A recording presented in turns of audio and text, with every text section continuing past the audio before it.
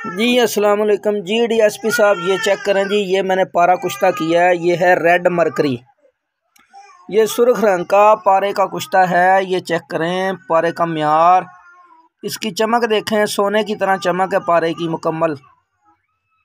और ये red mercury तैयार हुआ है। कैमोनार लर्जा पारे को सुर्ख रंग का कुश्ता किया है।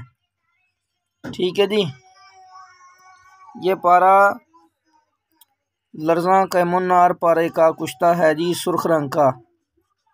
तो चेक कर लें इंशाल्लाह।